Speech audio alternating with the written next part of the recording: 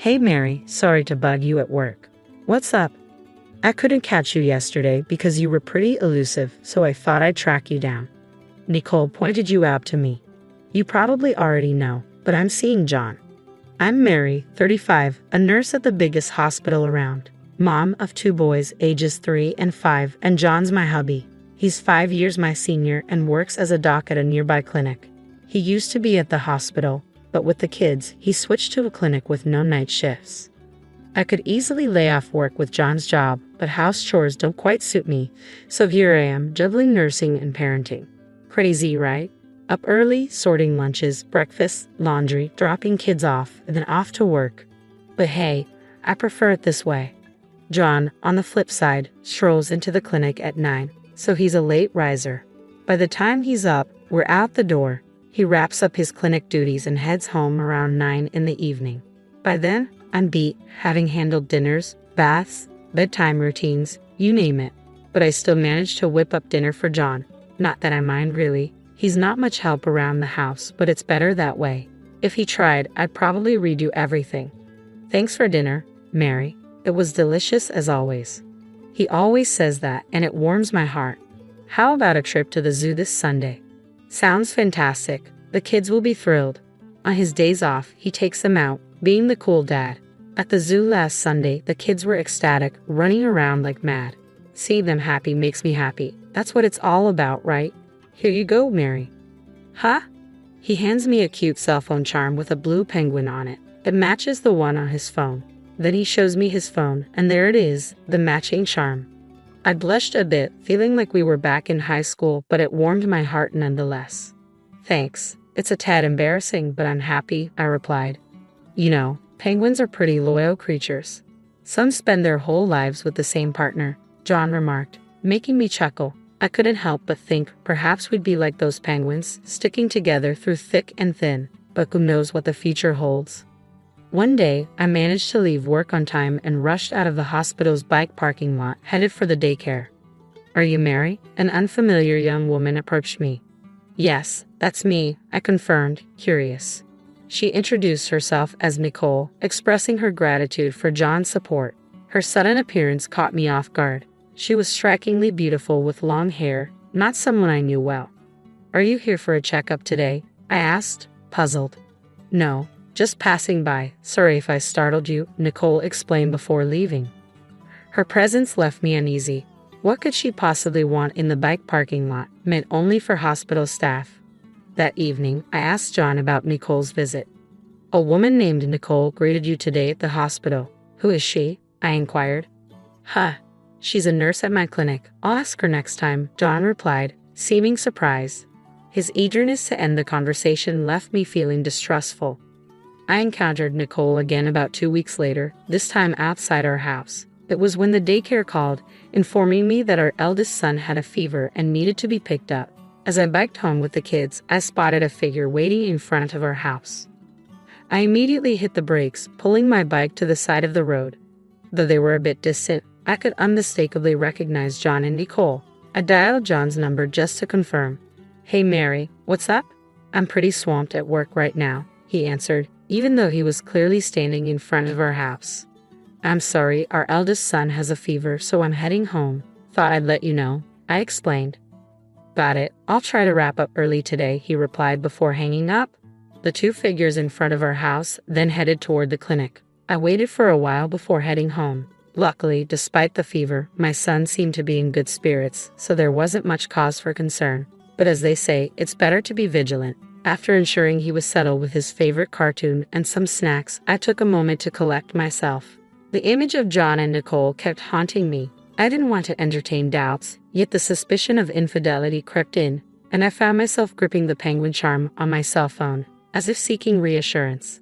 In the evening, as promised, John rushed home and showed genuine concern for our son. He was such a devoted family man. Surely he couldn't be having an affair. At least, that's what I desperately wanted to believe. Mary, is something wrong? Did you notice something when you came home this afternoon? John asked, his demeanor uneasy. No, nothing. It just seemed like the chair was in a different position, I replied, feeling my suspicions growing stronger in the face of John's evident discomfort. I thought maybe you came home for lunch. No, I didn't come home. Maybe it's just your imagination, John chuckled, quickly diverting his attention to the newspaper. Just my imagination, huh?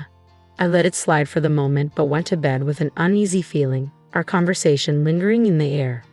The next day, our son's fever had subsided, so I dropped him off at daycare and returned to work. While busy at my job, the head nurse informed me of a visitor. Wondering who it could be, I headed to the designated lobby and found Nicole waiting there. "Hello, Mary. Sorry for interrupting you at work," she greeted me. "What can I do for you?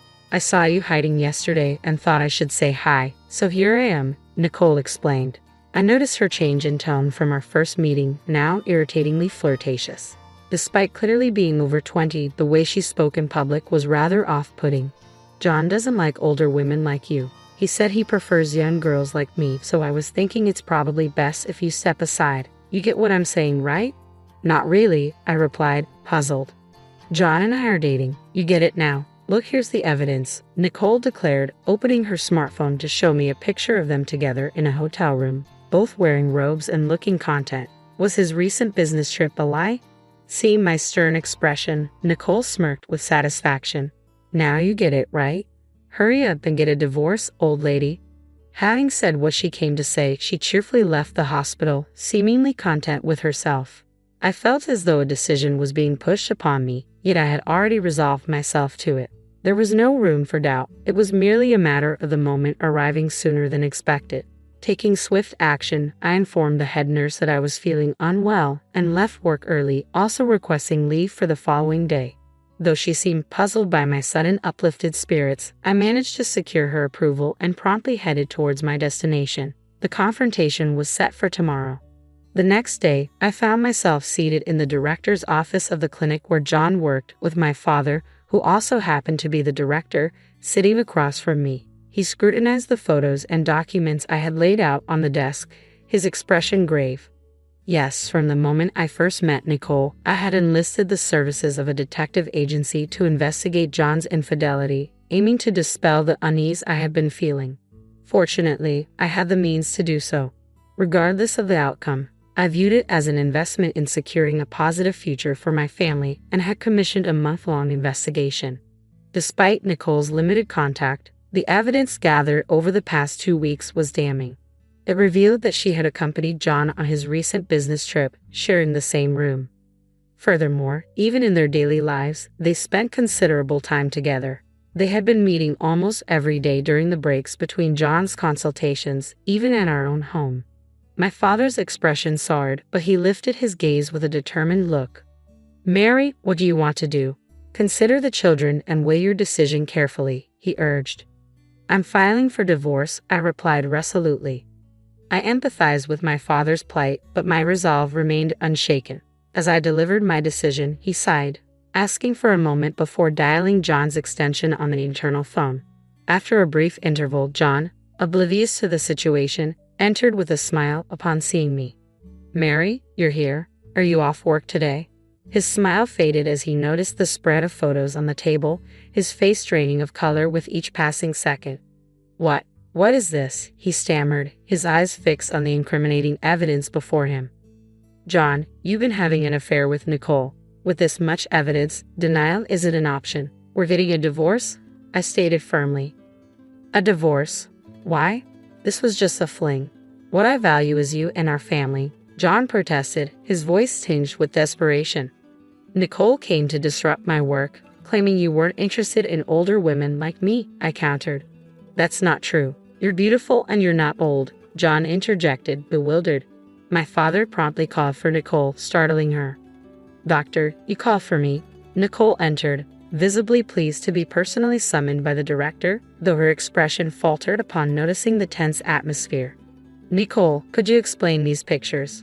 my father inquired, gesturing towards the evidence on the table.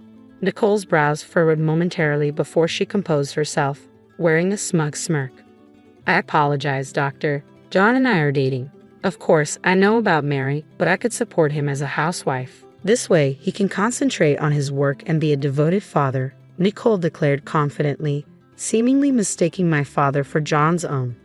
"John, visibly shaken, appeared at a loss for words while my father turned to me with a solemn inquiry. Mary, have you decided to break up with John? I'll ensure you're compensated and will take good care of the children, so please don't worry.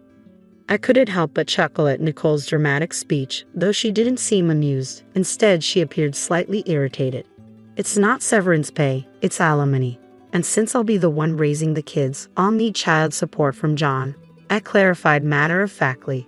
Well, that can't be helped, but I'm glad you agreed to the divorce. Now I can be with John, Nicole continued, seemingly on a roll. Stop it, John muttered under his breath, but Nicole, caught up in her momentum, didn't seem to hear him. Well then, as soon as you're ready, could you leave the house? Nicole's words were abruptly halted as John grabbed her shoulder to silence her. Her surprised gaze met his, and John spoke up.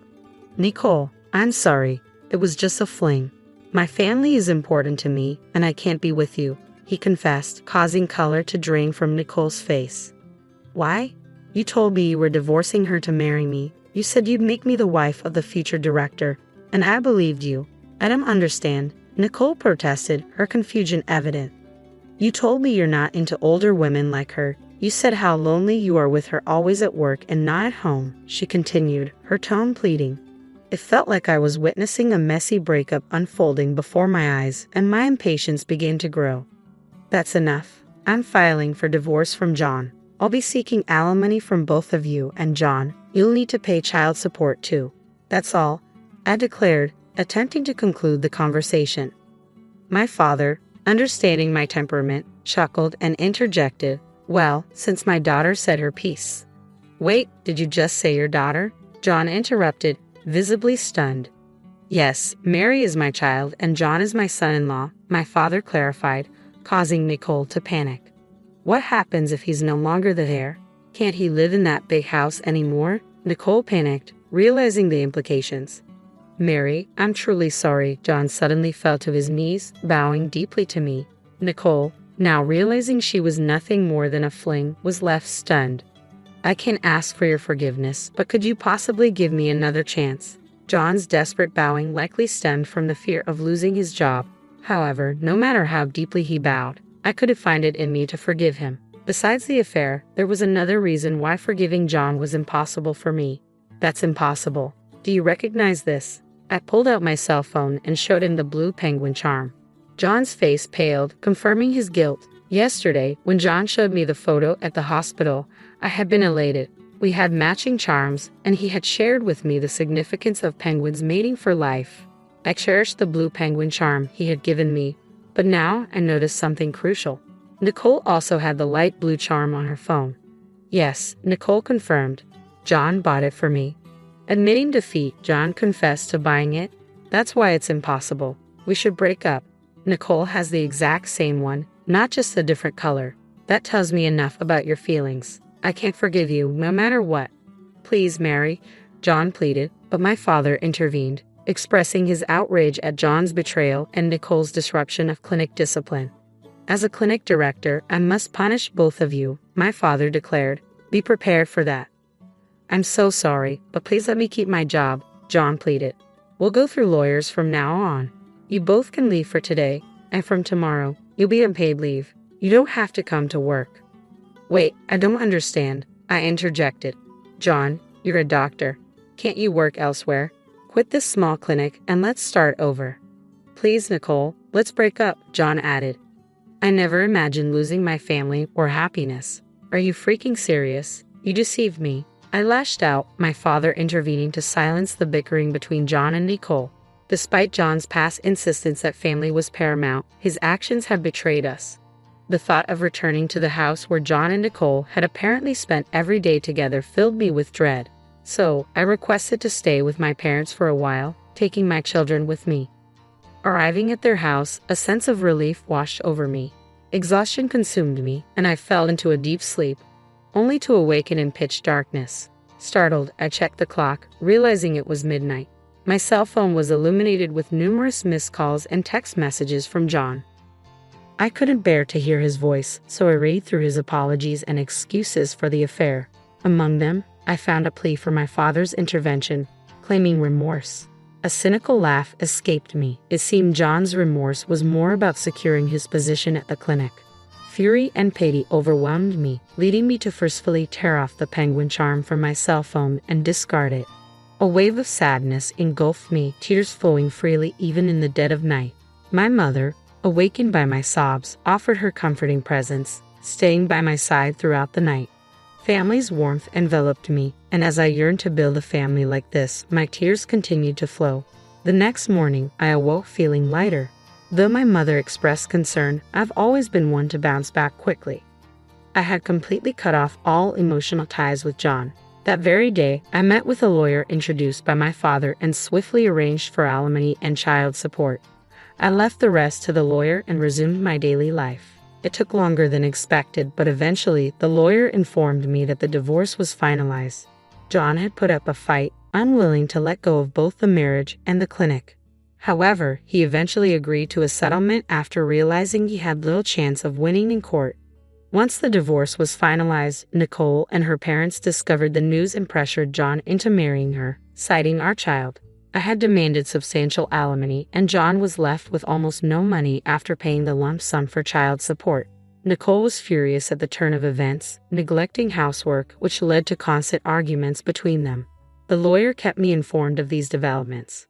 Moreover, although my father now ran a small clinic, he had a vast network from his previous role as a department head at a large hospital. News of John's situation spread quickly in the area, making it challenging for him to find employment as a doctor elsewhere.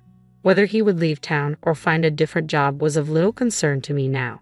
My father decided to rent out our former house to someone he knew, respecting my desire not to return there. I resolved to build a new home for my family of 3 with my own finances. Until then, I planned to stay at my parents' house to care for my children. Despite my young age, I jokingly mentioned to my parents that I wondered if there might be someone else out there for me. They laughed, teasing me about my impatience. My brother invited us to stay at his place and said we wouldn't have to pay rent or bills. I work with money and my husband Charlie fixes cars. We live in the house where I grew up. But it's not just any house. It's been in my family for a long time and used to be where my dad ran his business.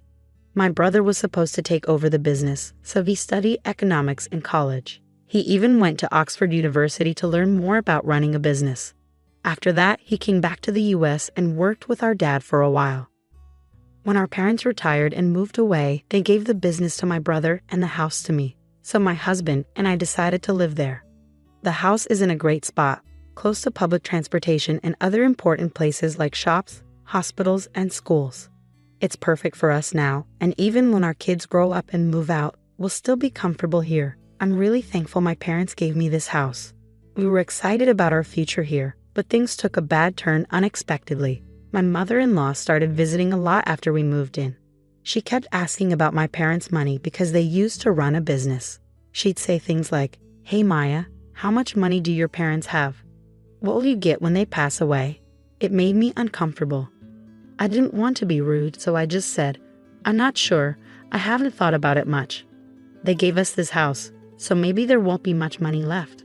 I tried to brush it off, but she kept pushing, saying, "That can't be true. They're getting old. They must have talked to you about their money."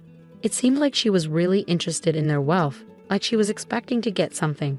I already knew what I would inherit, but I decided not to tell her or my husband, who's close to her, to avoid any more trouble. Something really unexpected happened next. Out of nowhere, my mother-in-law and my brother-in-law's family moved into our house. It was a holiday morning around 8:00 a.m. when the doorbell rang. I opened it to find movers standing there. I was shocked and confused. Then my mother-in-law and brother-in-law's family showed up and said, "We're moving in here today, so take care of us."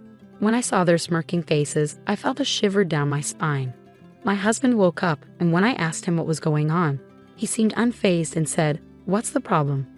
There's plenty of space in this house for all of us." He acted like it was totally normal for them to move in.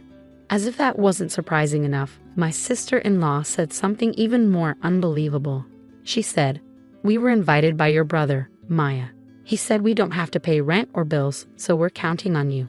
Then my brother-in-law started barging into rooms without asking and said, "This room gets good sunlight, so we'll take it, Charlie."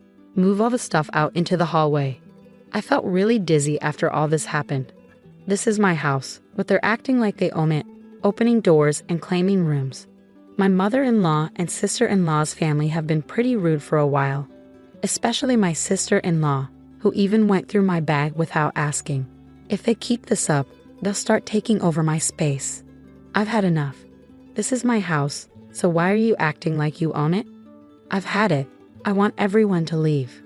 I usually keep my cool and don't raise my voice, but seeing these people move into the house my parents gave me without asking and acting like it's theirs pushed me over the edge.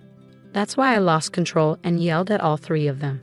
But then something unexpected happened. How dare you talk to us like that? You're the one who should leave. The moment those words were said, I felt a sharp pain on my cheek. Did I just get slapped? It took me a few seconds to realize what had happened. I was shocked. I couldn't believe it, and all I could feel was the throbbing pain on my cheek. In that moment, something inside me snapped. I can't live with people who would do something like that, but this house belongs to me. I don't want them living here like parasites, so I decided to pack my things and leave, planning to tell my family about what happened. I needed to find a place far away from here, so I rented a monthly apartment for now. I'll have to commute to work from there. As soon as I told my parents about what happened over the phone, I could sense their anger, even from a distance, especially from my dad. He's always been very caring and has adored me and my brother. As a CEO, he was strict, but as a father, he was always kind and ready to help us out of any trouble. I didn't want to drag my parents, who were just about to retire, into this mess, but I had no choice because my rightful home was being taken away from me. While I stayed in the monthly apartment, I was sure that my husband and his family were making themselves comfortable in my house. So I decided to take action based on suggestions from my brother and father. A few days later, during my break, I checked my phone and saw dozens of missed calls and messages from my husband. I knew exactly why he was trying to reach me. I took action and called the water and electric companies to shut off the utilities. Our house relies completely on electricity, and without it, nothing works. We haven't set up solar panels yet, so there's no other way to get power. Since it's really hot right now, living without electricity and water must be tough. My husband's calls were probably about dealing with this situation. Just as I was about to ignore his call, my husband rang again, perfectly timed with my break. Hey, what's going on? There's no power, and the water isn't running. Did you cut off the electricity and water? I could tell from his voice that he was in a panic. The house belongs to me, so now that I'm not living there, it wouldn't make sense to keep the electricity and water running, right? That's why I had them shut off. If I kept the utilities on, I'd have to pay the bills even though I'm not living there. I can't agree to that, so I naturally had them turned off. When I explained this to my husband, he got really angry and insisted that I turn the services back on right away. But just because he wants me to doesn't mean I'm going to agree. I get it. If they want to renew the services, they should pay for it themselves. But whenever this comes up, they always say things like, "It's your house, so you should foot the bill." Their words and actions don't match. Anyway, I have no plans to renew the contract or tell them to leave the house immediately. I simply hung up the phone after saying that as my break was ending. Later on, my mother-in-law, sister-in-law, and brother-in-law all called me saying the same thing. They wanted me to reconnect the electricity and water because their room was too hot and uncomfortable, and it was inconvenient without water. But these were their problems, not mine. After listening to their complaints, I told them to deal with it themselves and hung up. I thought they were just being greedy and hoped they'd give up and leave soon. Even after a week went by, there was no sign of them leaving. So I decided to take stronger action. I talked to a lawyer from my father's company about the situation and asked him to send a notice to my husband. The notice was about trespassing. They had entered my house without permission, forced me out, and were using it as if it were their own. I warned them that I was considering taking legal action against them for this. Why did I receive this document from a lawyer? Did things really have to escalate this far? My husband, who seemed surprised and panicked by my actions, came to me seeking a resolution. Knowing how much they care about their reputation, the thought of being sued would be really stressful for them. They definitely don't want to deal with a lawyer, but they also don't want to give up their current lifestyle. So they're likely trying to find a way to convince me to let them stay. I can see through my husband's intentions very clearly. But I couldn't bring myself to listen to their pleas, so I didn't give in to my husband's requests. My husband finally exploded in anger, forgetting he was at work, and yelled at me, "Stop it. Just because we're being a bit sneaky doesn't mean you can act all high and mighty. Go back to how things were and drop the lawyer."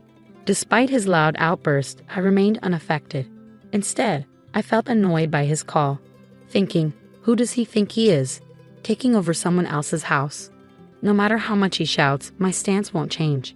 If they continue squatting there, I'll take legal action. They better think twice before acting. Even as my husband continued yelling over the phone, I ignored him and hung up. It felt like a waste of time. I had already discussed divorce with my lawyer. When I got home, I saw missed calls from my mother-in-law and sister-in-law, but I knew they'd only try to settle things. I didn't want to waste any more time, so I blocked their numbers to avoid further calls. After the threat of legal action, my husband's prideful family couldn't bear the thought of being sued. They packed their bags and left the house. With the lawyer's help, the divorce negotiations went smoothly. I arranged for a cleaning service to come in, and finally, I returned to my sparkling clean house. While living separately from my husband's family and then in a monthly rental was comfortable, nothing beats being back in my own home. However, I noticed that the house needed some renovations in certain areas. I discussed this with my father, who introduced me to a reliable contractor. I began planning the renovations with their help. Living alone is really comfortable. I enjoy the freedom of not being tied down by anyone else. I found myself enjoying the freedom of my current life. I could lounge on the sofa without anyone scolding me, eat whatever I wanted without judgment. But then I received a call from an unknown number after 3 months of silence. Initially, I ignored it, thinking it might be a contractor. However, when the calls persisted, I reluctantly answered, only to find it was from my ex-husband, from whom I had recently divorced with the help of a lawyer. We had made a pact to never contact each other again. So why was he calling now, especially after changing his number? We had agreed through our lawyers to stay apart for good. There was nothing left to discuss, so I asked him not to contact me again. Just as I was about to hang up, he pleaded, "Please just listen to me for a moment. I'm begging you." Despite my reluctance, he began speaking without my consent. It turned out his company was facing a severe financial crisis and they had decided to reduce his salary. Moreover, my mother-in-law's health was failing, rendering her unable to work. My sister-in-law and her husband couldn't contribute much to the household expenses due to his unstable job situation. Although my sister-in-law was working multiple part-time jobs, most of her earnings were going towards paying off her husband's debts. My ex-husband was struggling to make ends meet, and with his salary cut, things were only going to get tougher. After hearing all of that, all I could think was, okay, so what? They barged into my house without permission, did whatever they wanted, and even tried to kick me out. It's simply unbelievable. I feel nothing for people who would do such a thing, and I have no sympathy for them. Even if you tell me about their troubles, it doesn't change anything. They're your family, you should deal with it yourself. There's nothing I can do about it. My ex-husband started to panic even more at my words. Don't say that. We're in serious trouble. We won't even be able to pay the rent for our apartment and will struggle to buy food tomorrow. We used to be a family, right? Please help us, he pleaded, almost in tears. But I wasn't convinced. When I was in trouble, he did nothing to help, and he, along with my mother-in-law, looked down on me. Just like her, my sister-in-law and brother-in-law always belittled me. They insulted me for my appearance or my old-fashioned views. They didn't care how much it hurt me. My mother-in-law not only made things worse, but she also pressured me to have a baby as soon as possible. She forced strange herbal medicines on me, booked unnecessary doctor's appointments, and spread rumors to the neighbors that I was unable to conceive. Looking back, there wasn't a single positive aspect to my marriage. My ex-husband, who used to be kind before we got married, became a puppet under my mother-in-law's control after the wedding. On the first day my mother-in-law barged into our house, I was out for an appointment. She cried to my husband, saying she wanted to be friends with me, but the moment we met, she would badmouth me. She'd say things like, "My son seems to have lost weight. Is it because your cooking is so bad?" Whether we were at home or out. My sister-in-law and brother-in-law would join in, laughing at me. I can't deal with people who behave like this anymore. No matter what you say, my feelings won't change. I can't help you guys, so I'm going to hang up now. And please never contact me again. With that, I finally hung up the phone and blocked the new number. Knowing my ex-husband, he might change his number and try to contact me again. So I decided to change my phone number at the store over the weekend. But before that, those four broke the promise made through the lawyer and suddenly showed up at my house at 11 o'clock p.m. Open up, let us in, and take care of us. We're family, you should help us. They were banging on the door, yelling loudly without considering the late hour. What's going on at this time? Please go back home, you're disturbing the neighbors. When I went to open the door, they seemed ready to force their way in. So I tried talking to them through the intercom, but they didn't care.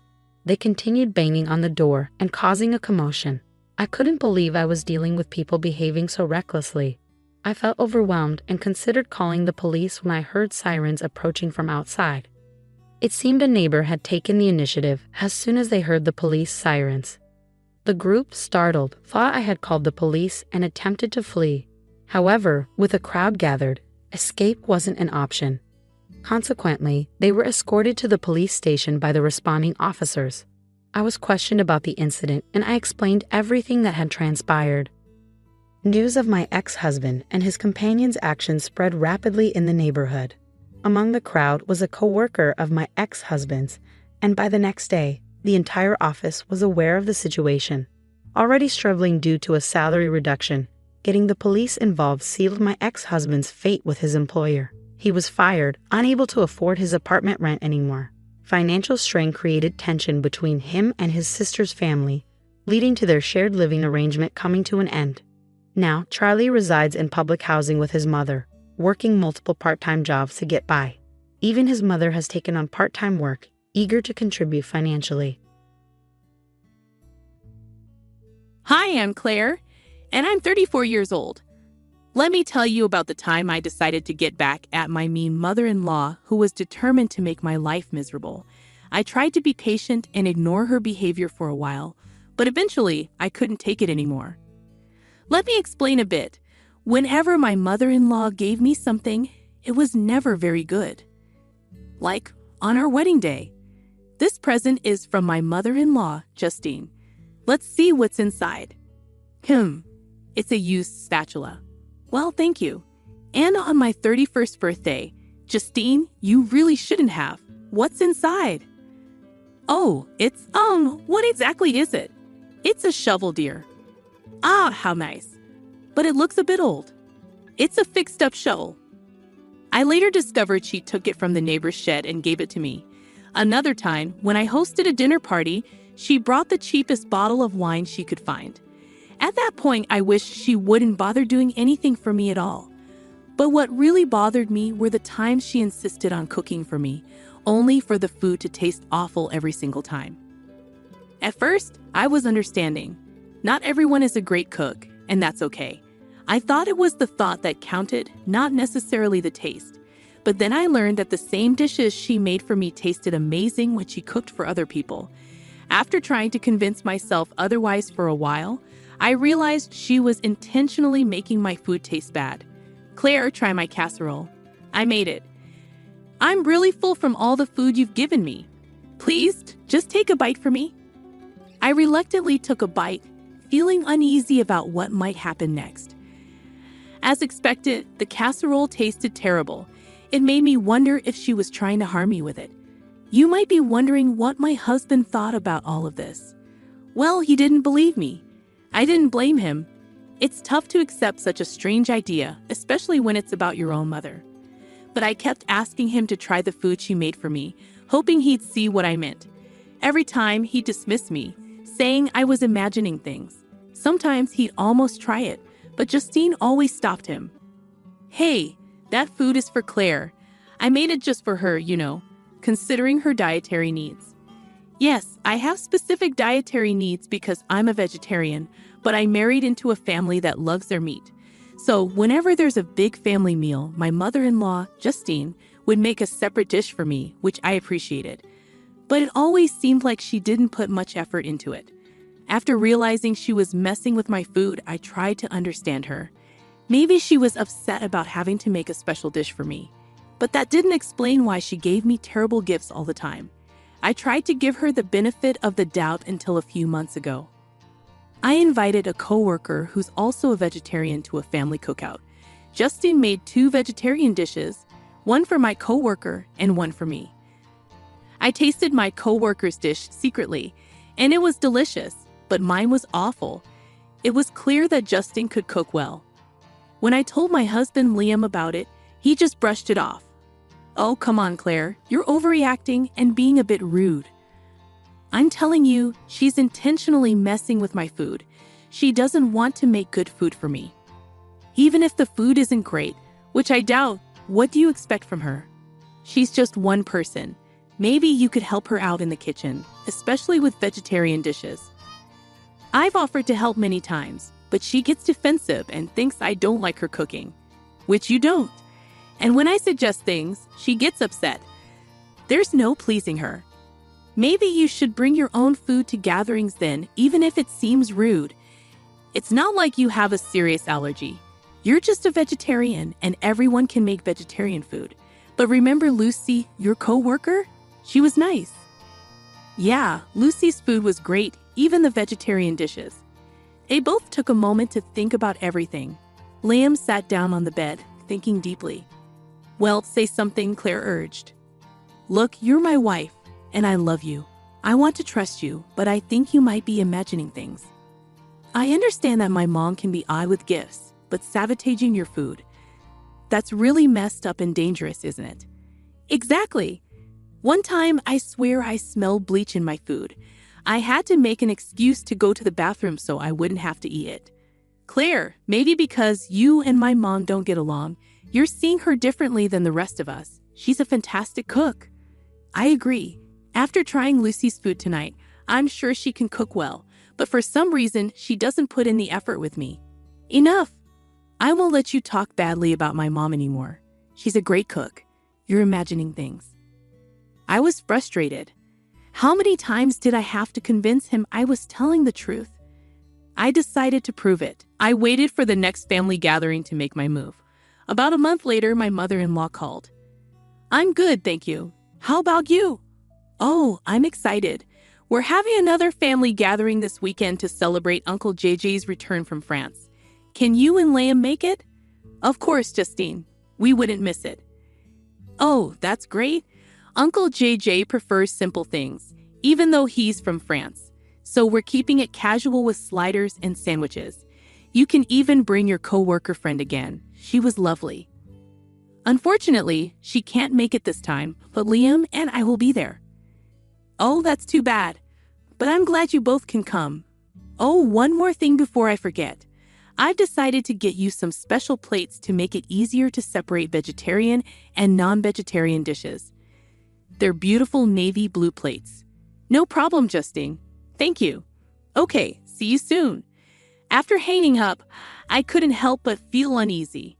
Normally, different plates wouldn't bother me, but knowing what I knew about her, I realized it was just another way for her to make me feel isolated from everyone else. Everyone else in the family always enjoys their meals, but mine are always terrible. So when I complain, I look picky and fussy. But that's not true. There are rumors going around that I'm just being difficult, and I wish I could prove them wrong by sharing my food. But Justine always stops me and gets upset if I don't eat what she made. Sometimes I manage to avoid eating it, but usually I have to force it down quickly to avoid tasting it. Whenever I visit, I dread it and can't wait to leave and make my own food. But this weekend was different. I was excited because I had a plan to show everyone that I wasn't making things up. I had real concerns and everyone needed to see that. The weekend came and Liam and I brought our coleslaw to the barbecue. There was so much meat everywhere. Even the meat lovers thought it was too much. Despite my initial worries, the party was going well. I was enjoying chatting with my in-laws and playing with my nieces and nephews. But when Justine called us to the dining table, my stomach churned with dread. I forced myself to smile and sit next to Liam. "You see, Claire, everyone's having fun. Why can't you relax? Mom put a lot of effort into this. Maybe if you had a better attitude, you'd enjoy the food." I was tired of Liam's lectures. He had no idea what it was like dealing with his mom's awful cooking, but I had a plan. Justine brought out the food, and my plate, as promised, was navy blue. It stood out among the white plates on the table, but I didn't care. I was ready for my revenge. As everyone sat down to eat and grace was said, I suddenly exclaimed, "Oh my goodness, is that a snake?" People were startled and chaos ensued. The kids got excited and wanted to see the snake, while the adults sprang into action, with the women leading the children inside and the men cautiously checking out where I pointed. While everyone was distracted, I followed behind the women, glancing back at the dinner table. Luckily, all the food looked similar, so it was hard to tell which plate was which. That's why my mother-in-law made a special plate for me, so she could tell which one had the bad food. As people started to come back from checking for the snake, I quickly swapped the sandwiches from my plate and Liam's. Just as Justine was coming back outside, Liam told her it was a false alarm and the snake was gone. As everyone returned to their seats, there was a sense of excitement in the air, despite the false alarm. People enjoyed the rush of adrenaline, even the elders. They settled back into their seats, and I apologized, saying, "Sorry, everyone. I must have misjudged the ground. Please excuse the disturbance." Everyone took it well, not too bothered by the interruption. "No problem, dear. It's better to be safe than sorry," someone replied, and everyone seemed to enjoy the little thrill of the snake scare. The mood shifted when Liam took a bite of what he thought was his sandwich, but it turned out to be my vegetarian one. "It's wild," he said before biting into it. Suddenly, he stopped and everyone's attention turned to him. He gagged and spat out the sandwich. "Ew, this is awful." "Liam, that's so rude," Justine scolded him. "I put so much effort into these dishes," Justine protested as everyone began to eat their food, enjoying the delicious flavors. They started questioning Liam about his reaction. Even Uncle JJ, who usually stayed quiet, said it tasted fine to him. "I don't know, guys. The food just tasted weird to me for a moment. Sorry, Mom. I didn't mean to be rude. Maybe it's a new recipe. Let me try again."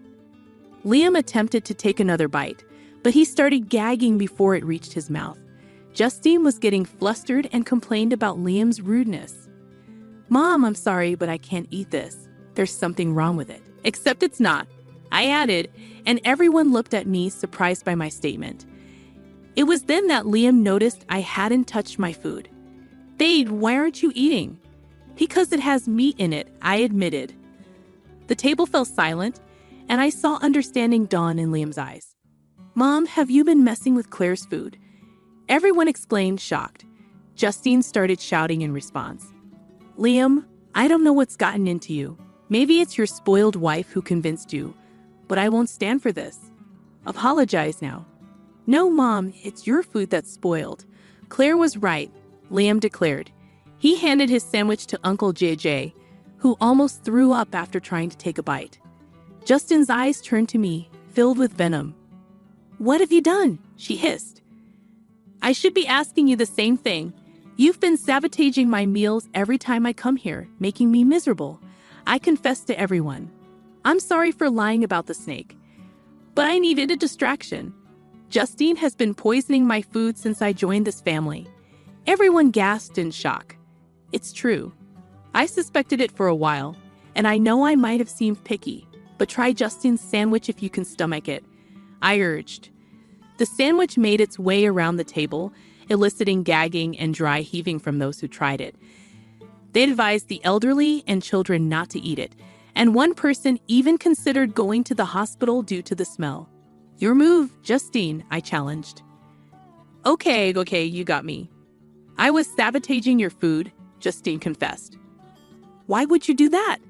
"Because she hates me. She's always had it out for me since day one," Justine shouted.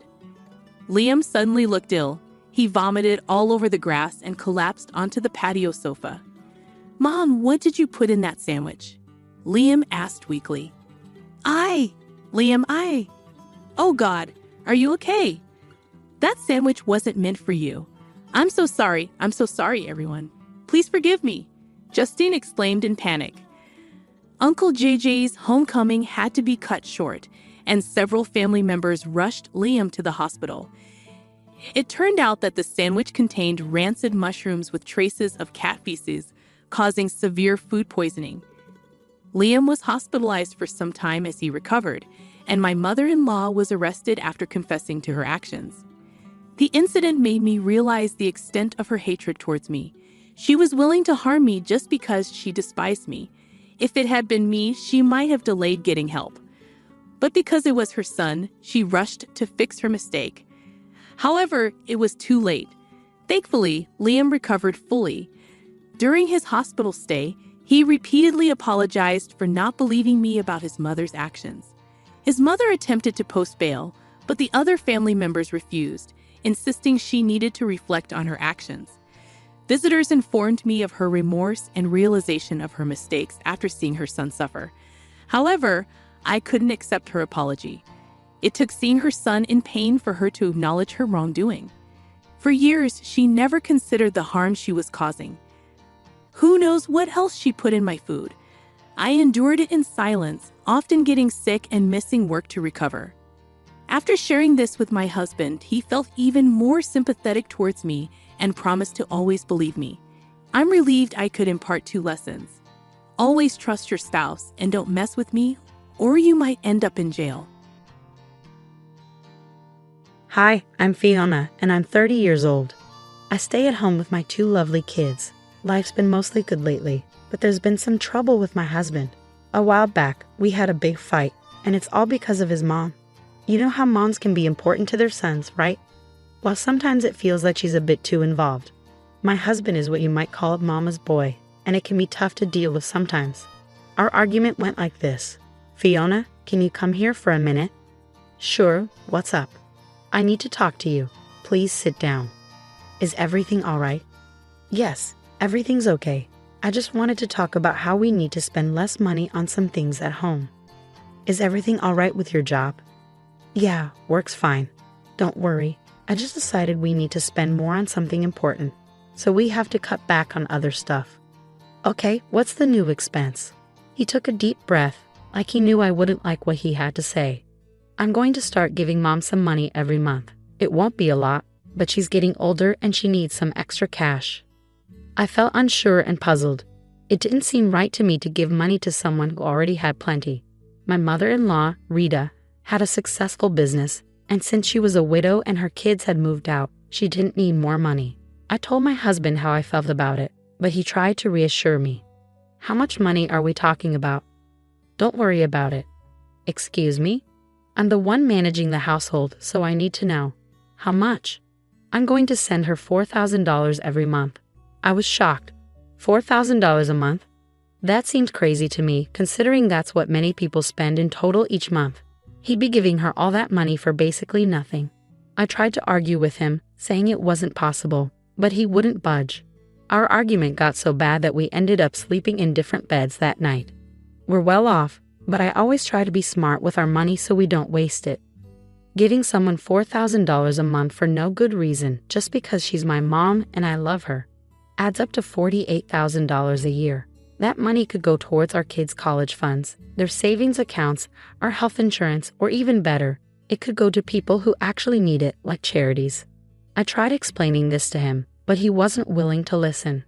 5 months passed since he began sending money to his mother, and to add insult to injury, he wanted me to be the one to send it to her. It felt like he was trying to punish me and show that he'd always put his mother first. But thankfully, his arrogant behavior wouldn't last forever. I stumbled upon something shocking. It all began when my mother-in-law visited us 3 months after she started getting the allowance. Hello, Fiona. How's my favorite daughter-in-law? I'm doing well, thank you. How about you? Oh, I'm feeling so much better ever since Adam started sending me money. I was struggling a bit before, you know. The business wasn't doing as well as I hoped, but I didn't want to ask for help. I guess Adam just sensed it. It's like our special mother-son connection. I felt terrible hearing this. How could I deny her the money she needed? I always thought she was fine, but she wasn't. She started to cry, and I comforted her. I've always been okay with sharing money with those who need it, and Rita clearly did. Also, I thought, After a heart-to-heart talk, I noticed something strange. Rita started talking about going on luxury trips now that she had extra money. It didn't make sense to me. If she needed money, why talk about trips? But whenever I looked confused, she'd backtrack and say she meant once she became rich again. It was odd, but I brushed it off because she said she needed the money. 2 more months passed, and I kept sending her the money. She'd always thank me profusely, saying how much she needed it. I felt bad for doubting her and guilty for arguing with my husband. Unfortunately, we started feeling the effects of less money in our household. It's tough to change your routine. Still, I tried to cut back wherever I could, and we managed to get by. Then, one night, I came across a text from his mother while cleaning my husband's office. Curiosity got the better of me, so I read it. "Hey Adam, hope you're doing well. Could you increase my monthly allowance? I want to enjoy some extra luxuries." I was stunned. How could she ask for more money when she already gets enough to cover the average monthly expenses of a single person in America? Remember, she's a healthy, capable 65-year-old widow who lives alone. So why did she need more money, especially for luxuries? It didn't add up.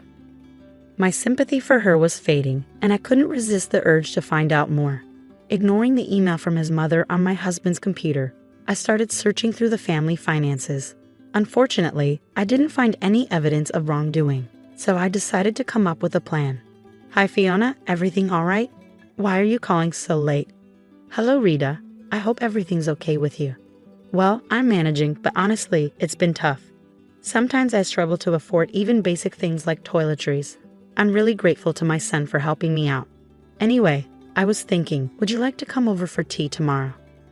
"Tea sounds wonderful. Thank you for inviting me. You know, things have been tight for me too. Sometimes I can't even afford tea, so it'll be nice to have some with you." "Oh, it'll be my pleasure, Rita. Just come over, and we'll have a nice afternoon together." "All right then, see you soon. Bye." "Bye." With that, I hung up, preparing for my plan. The next day, Rita came over, and we had a lovely time. As we were chatting during our afternoon tea, Rita excused herself to use the bathroom. This was my chance to snoop around. I quickly went through her purse and found her phone, which was unlocked. I opened her banking app, determined to uncover the truth about her financial situation. Women's intuition rarely fails, and I stumbled upon some shocking news. With my suspicions growing stronger, I delved into her financial records, expecting to find evidence of financial struggle. However, nothing could have prepared me for what I discovered. Rita had over $1.6 million in her bank account as of 6 months ago. I was stunned. I had to exit the app and reopen it just to confirm that I wasn't mistaken. But there it was, clear as day. She had a huge sum of money in her account. Confusion overwhelmed me, and then, to make matters even more bewildering, I noticed a familiar text message on her phone. It was from one of her employees, and it said, "Hello Rita, please find attached the financial breakdown of last month's earnings. Just wanted to let you know, it looks like we've made a big profit for the 4th month in a row. You're a fantastic businesswoman. I'm eager to hear your thoughts." Naturally, I opened the attached document and my eyes widened at the sight of even more money. The report showed a monthly profit of $8,400 for a small business. It was truly impressive. At this rate, the business would thrive. Sitting there in shock for what felt like ages, I couldn't help but feel furious. This lady was taking money from her son's household, from her own grandchildren, for no real reason other than to satisfy her own ego.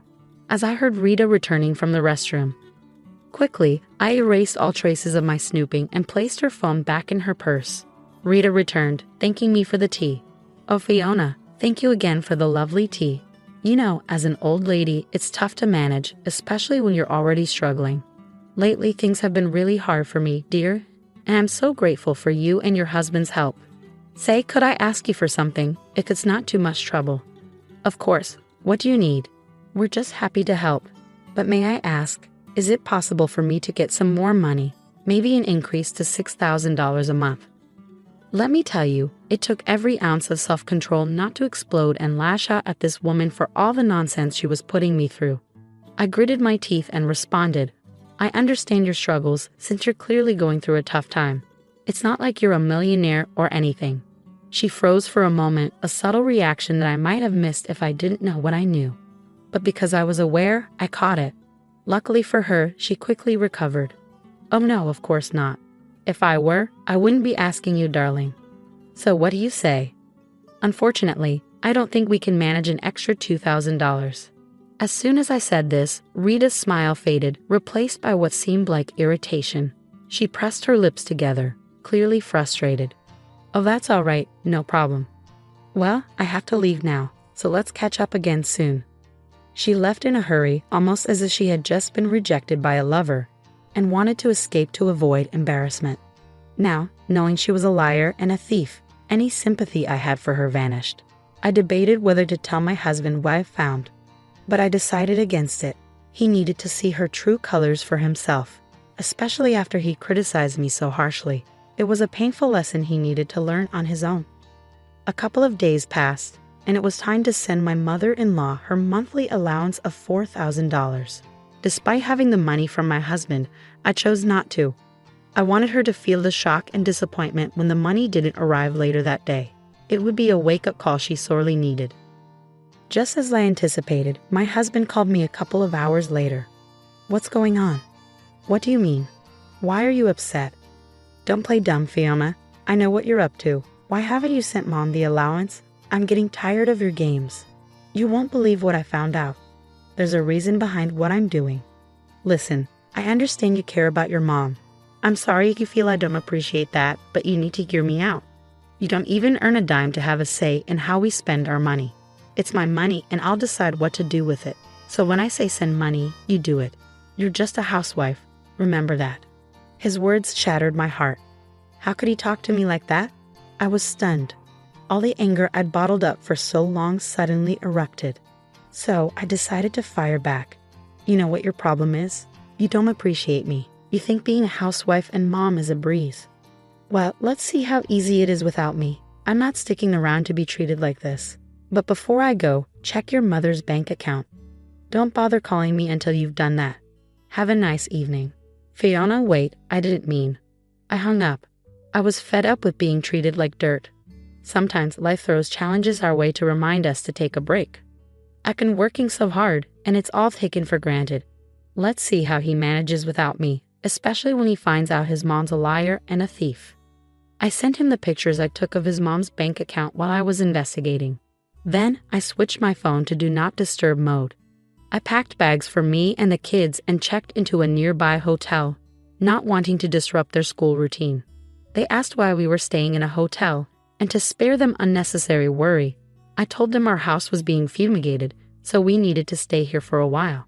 I said Daddy would stay in another hotel. I couldn't bear to burden my sweet angels with the truth. They didn't eat to suffer when I was already struggling. I needed to heal for them first. Even with my phone on Do Not Disturb, messages flooded my inbox from both my mother-in-law and my husband. But I was too drained to deal with it all, so I spent the night relaxing and playing with my children. Morning came, and I was woken up by a phone call. Hello, Miss Fiona. There's someone named Adam here who'd like to meet you. We have to confirm if you know each other for safety reasons. Yes, I know him. He's my husband. You can let him know my room number. Adam arrived at my door, and I opened it. He immediately hugged me tightly, squeezing me tightly. Oh my gosh, I'm so sorry for everything. I saw the evidence you sent me, and you were right not to give her any more money. He began to cry in my arms, and I comforted him. I invited him into the room, and we started talking. Darling, I'm so sorry for everything. I'm glad you realized what was going on. Can you tell me what happened? Just then, my mother-in-law called. I decided to answer it. Hello. How dare you invade my privacy like that? I could sue you, you know. Do you even need the money? How dare you try to ruin my reputation in front of my son? It doesn't matter. He loves me, and he'll do whatever it takes to make me happy. You think he'll stop sending me money? Ha, you must be delusional. You think he'll listen to a mere housewife? You're sorely mistaken. Yes, I have money. I always had money since my husband passed away. I just like to control Adam sometimes so he doesn't get too arrogant. He needs to remember that mommy comes first. The voice on the phone wasn't my mother-in-law's. It was like a monster, so different and filled with malice. Her yelling woke up the children. So, you're not bothered by how your selfishness has disrupted this household? You don't care that Adam and I have been arguing because of your actions? You don't even care that you've been stealing from your own son and grandchildren. Oh, come on, you two are headed for divorce anyway. I can't wait for that. They'll come home to me eventually. And as for those kids, well, I guess I don't really care. Mom, that's incredibly cruel. Adam, honey, listen. I didn't mean it. Did you hear all of that? Adam, my love. Nope, that won't work on me this time. I've seen your true colors, and I've had enough. You've made the past few months hell for me and Fiona. How could you manipulate me like that? I'm your son. What kind of evil has possessed you to do such a terrible thing? I can't even imagine. I fell for your tricks, but my wonderful wife Fiona saw through you all along. She knew something was off, but I shouted at her and disrespected her. Not anymore. Fiona is my real family, not you. I never want to hear from you again. Adam, wait. But I have no one. Maybe that's how it should be. Click. Adam ended the call, and though he was upset, I could see a sense of relief in him. He'd been manipulated like this his whole life. Realizing that must have been a heavy burden, but it was lifted now. For the rest of the day, Adam apologized to me and the kids for his behavior and distance. He admitted he couldn't even survive one night without me. He's realized his mistakes and promised not to repeat them. And as for his mother, he meant it when he said he didn't want to hear from her again. She kept trying to call, but he always declined. She'd made her bed, and now she had to lie in it.